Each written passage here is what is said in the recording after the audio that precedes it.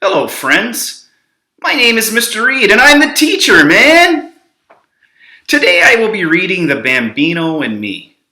It's written by Zach Hyman. Does that name sound familiar? It should. Zach is an NHL hockey player for the Toronto Maple Leafs, and he recently held a virtual meeting where he talked about some of the math and science that's involved in hockey. And I know that some of you were able to join in on that session, and I hope you had fun. I was drawn to this book because I recognized Zach's name on the cover. I thought it was kind of cool that there was an author named Zach Hyman, just like one of my favorite players from the Maple Leafs. I didn't know at the time that it was actually the same Zach Hyman. How cool is that? Zach makes millions of dollars playing for the Toronto Maple Leafs, yet he still has a passion and finds the time to write children's books. Zach would never be accused of being an all-star player in the NHL, but he is thought by many, including his coach, to be one of the most valuable players on his team. What sets him apart from other players is his work ethic. Zach never takes the shift off. He's always working hard, always dialed in. He's often referred to as the heart of the team, and his attitude and mindset are infectious. This story that he's written is about Babe Ruth. Although it's a work of fiction, Babe Ruth was a real person, and Zach has used some of his real quotes throughout his life. There are some fantastic messages in this story that we'll talk about at the end. And if you've been following along with some of my other read-alouds, you might find some similarities between this book and the others. I hope that you can catch them while I'm reading, and I hope you enjoy today's story. The Bambino and Me by Zachary Hyman, and illustrated by Zachary Poland. I'll always remember the summer of 1927. I was 10 and we lived in a tiny apartment above Berman's Bakery in the Bronx. We didn't have much money, but we were a very close family and it was a happy time. Televisions, computers, and video games hadn't been invented yet.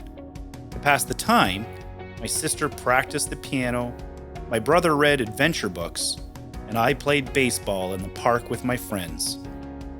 I loved the game, even though I wasn't very good at it and was always the last one picked for the team.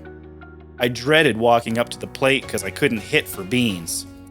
I was so afraid of striking out that most days I didn't even swing at the ball. Nick the Noodle made a habit of calling me an easy out, and whenever he did, everyone laughed at me. Sometimes I felt like giving up, but I just loved baseball too much. The New York Yankees were the best team in professional baseball back then, and their treasure was my favorite player of all time, Babe Ruth. He was the greatest slugger who ever lived. People called him the Sultan of Swat, the King of Swing, the Great Bambino, the Babe. The crack of his bat was music to the ears of every Yankees fan. But Babe Ruth hadn't always been a New York Yankee. Back when he was the hero of the 1916 and 1918 World Series, he played for the Boston Red Sox, the one team every Yankees fan hates to lose to. And he hadn't always been a famous slugger either. He was once the greatest pitcher in the American League, but he was moved to the outfield so he could get more turns at bat. Every time the Babe played, he helped the Red Sox thump us. But 1919 was our lucky year. The Red Sox owner got himself into a real pickle. He needed money, and lots of it, so he sold the Babe to us. That was the best trade in the history of baseball. Pops loved the Yankees as much as I did. We would listen to the games on the radio together, thrilling to the whoosh of every pitch, the crack of every bat, and the thump of every foot on the bases as the runners sprinted for home. Pops kept promising to take me to a real game, but I knew we didn't have the money for that. The one thing I did have was a Babe Ruth baseball card. I won it flipping cards with Timmy Lane. I carried the great Bambino's card with me everywhere, never letting it out of my sight. I always dreamt of meeting him, but I knew that would be tougher than finding a four-leaf clover. Heck, the babe was more famous than Tarzan. He was every kid's hero. On the morning of my birthday that year, I sat at the breakfast table staring into a white bowl of bubbling, mushy porridge. Blop, blop, blop. It made my stomach turn. I leaned over and took a big whiff. Oh, gosh. It was awful. George Henry Alexander, you stop smelling your food and eat up, you hear me? Snapped Ma. When she turned her back, my brother, Freddie, dumped the rest of his porridge into my bowl. Yeah, He echoed. eat up, it's good for you. I was mad. Real mad, so I pushed my bowl away. Underneath was an envelope. "What's this?" I asked. It's from your father and me, Answered Ma. Maybe if you finish your breakfast, you'll get to open it, babe. She used to call me Babe because I was the youngest. That was all I needed to hear. I reached into my pocket, which was filled with all kinds of important stuff I might need, like a bunch of marbles, a couple of jacks, and some bottle caps, and I pulled out a clothespin. Pinching my nose shut and closing my eyes, I scooped up a blob of porridge and pretended that I was eating ice cream. I couldn't wait to open that envelope. Now that's better, Said Ma, lifting my empty bowl off the old table. Go ahead then, babe. I ripped open the envelope. Inside, I found 2 baseball tickets for a game between the Boston Red Sox and the New York Yankees. My face lit up brighter than a Christmas tree. "Happy birthday, son," Pop said with a laugh. "We're finally gonna see the Yankees play." I was so happy I couldn't speak. And my birthday wasn't over yet. Ma plucked down a big red present and said, It's from Uncle Alvin in Boston. Before she'd even finished her sentence, I attacked the gift, sending scraps of paper and shreds of ribbon flying into the air like confetti. "What's this?" I asked, holding up a gray and red jersey. Ma smiled from ear to ear. It's a baseball jersey. And a bright red cap, Giggled Freddie. Pops covered his eyes. It's a Boston Red Sox jersey, I snapped. Ma read the card aloud. Dear George, I know how much you love baseball. Wear these well. Love, Uncle Alvin. I can't wear that! I tossed the jersey back in the box as if it were Freddie's smelly underwear. Ma gave me an earful. You listen here, young man. Your uncle paid hard-earned money for that jersey and ball cap. You'll wear them with gratitude. Baloney! I banged the table. I wouldn't be caught dead in those things. You may as well give them back. Ma was livid. Do you want to insult Uncle Alvin? You should be ashamed of yourself. I stamped my feet. It's a Red Sox jersey and a crummy cap. I can't wear a Boston Red Sox jersey. It's a baseball jersey. Ma slung the sweater across my back. And look, it fits perfectly. If you know what's good for you, you'll wear it to the ball game tomorrow and thank Uncle Alvin for his gift. You're one lucky boy. Ugh! My face turned beet red. I don't want to go to the baseball game, and I don't want to wear this stinking jersey or that lousy cap. They're the worst presents ever. Stinking? Lousy? Ma picked up a bar of soap and waved it about.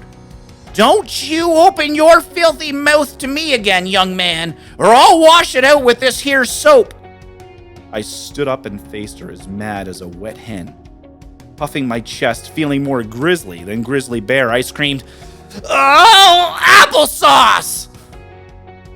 That was the last time I ever talked back to my mother. I still remember the dreadful taste of that soap. Ma made sure I never forgot it. The next day should have been the greatest day ever. But in that jersey and that ball cap, I felt lower than I'd ever felt before. All those nights I dreamt of seeing the babe, and now that day was here, I wanted to be anywhere else, doing anything else. I was about to embark on the worst journey of my young life. The ballpark was only a few blocks away, but it felt like 100 miles. Every step was a painful, blistering bounce. It seemed like every kid in the neighborhood was playing outside that day, and no one could miss me dressed in those Dead Sox colors. Every diehard Yankees fan hated the Red Sox, and at that moment, I was the biggest, no-good, dirty, rotten scoundrel in the Bronx. Spud Bloom yelled out, "George, have you lost your mind? That's the enemy's uniform you've got on." "Why, you two-faced, double-crossing weasel!" cried Slim Jim, shaking his fist in my direction. Even my best pal Murphy looked grim. "Jeepers creepers, George," he said. "A Red Sox jersey?" I felt lower than an ant crawling on the pavement. I would have rather kissed a girl. That's how bad it was. There were certain things a kid just didn't do, and this was one of them. Nobody dared wear a Red Sox jersey to a Yankees game. That was asking for trouble. Once Pops and I arrived at the ballpark, my heart sank even lower. There were loads of people, all of them wearing Yankee blue and white. No one wore red except for me. I stuck out like a worm in a rotten apple. I felt like the biggest traitor in the world. I was going to watch my hero in the colors of the team that had sold him away. Everyone was staring at me with daggers in their eyes. Pops and I settled into our seats in the bleachers surrounded by Yankees fans. I tried to enjoy the game, but people kept pelting me with popcorn and peanuts. Pops laughed it off, but I couldn't. I curled down in my seat, trying to disappear. Just then, everybody around us rose to their feet. "I can't see! I can't see!" I hollered. The big guy next to me hollered back, "You don't want to see, kid. It's the Babe, and he'll wash your socks clean." The Babe? I jumped onto my seat, hoping to catch a glimpse of my hero. The slugger stepped up to the plate, a heavy bat slung across his mighty shoulders. "Go get him, Babe!" I yelled with as much strength as I could muster. The great Bambino seemed to look right at me, the only spot of red in that blue and white sea. Then he pointed to the outfield and... crack! The Babe hit the baseball so hard it burst through the clouds. It was a towering home run right out of the park. The Yankees fans celebrated, and I celebrated right along with them. "Hey, kid!" shouted the big guy next to me. "You're our good luck charm." "Yeah," another grudgingly agreed. "You ain't so bad for a Bo Sox fan." They even bought me a hot dog. I was having the most fun a kid could ever have. And best of all, my Yankees won 10-3. As Pops and I stood up to leave at the end of the game, some big palookas grabbed us and told us to come with them. Yikes! I knew that wearing a Red Sox uniform would get me into trouble. After waiting in a dimly lit hallway in the depths of the stadium for what seemed like an eternity, I finally heard footsteps in the distance. Bang! A door cracked open like a bullet, and someone stepped forward from a lighted tunnel beyond. He was a giant, bigger than any man I had ever seen. "What's your name?" came the deep, powerful voice. I swallowed hard. "George," I squeaked. "Mine too," said the stranger. He stepped forward into the light, and I saw his face. It was the great Bambino himself. Babe Ruth! "You're not really a Bo Sox fan, are you, kid?" Babe asked. I reached into my pocket, pulling out my prized possession, my crinkled Bambino baseball card. "No, sir." I shook my head forcefully. "I'm a Babe Ruth fan, sir."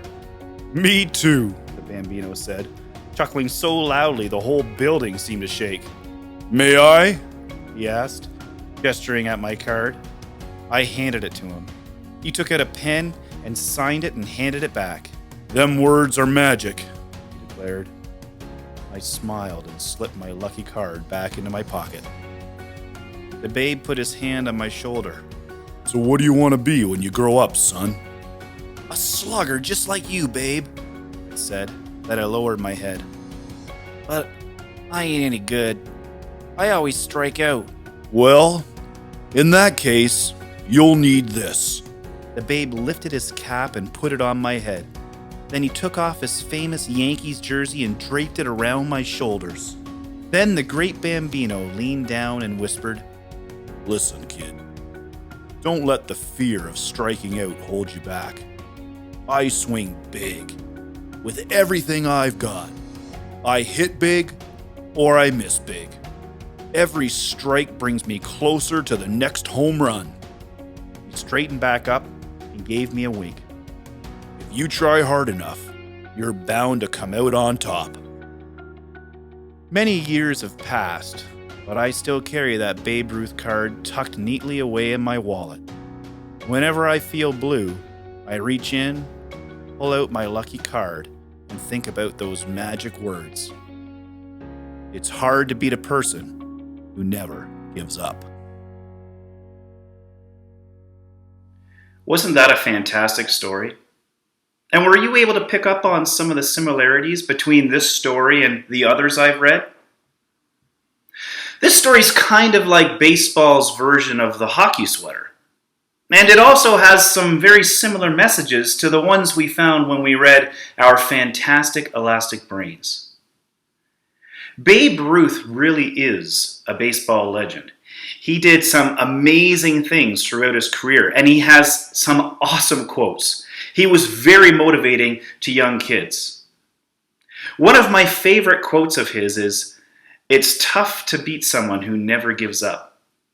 If you were on the girls' basketball team, you probably recognize that quote from our playbook. I love meeting people like that. Are you like that? When you run into something that's challenging, do you face it dead on, or do you give up easily? Think about it. When we read Our Fantastic Elastic Brain, I gave you an assignment. That assignment was to choose a skill, something that you don't know how to do already, something that is hard, and to work on it for a solid week. Some of you have been doing that. Some of you have already finished, and I thank you for that. Some of you, however, have started, but you didn't finish. If that's you, I want you to get back up on your horse. I want you to finish the job. Another thing I'd like you to do is go back and look at some of your old stay-at-home challenges. There were some of you who responded to me almost right away that you couldn't do the challenge. And that's missing the point. It's missing the message that I'm trying to deliver to you. Practice might not necessarily make perfect, but it really does make better. I want you to practice those challenges. And if you've already done them, keep it up. See if you can beat your old records. Anyway, I hope that you enjoyed today's story, and I hope you'll join me again next time.